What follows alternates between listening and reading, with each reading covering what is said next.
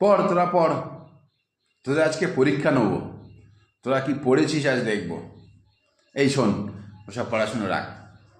তুই এখন তোর একটা কথা বলি, বলতো তোর ফ্যামিলিতে কজন আছিস বল? তিনজন? মানে তুই আর তোর বাবা মা।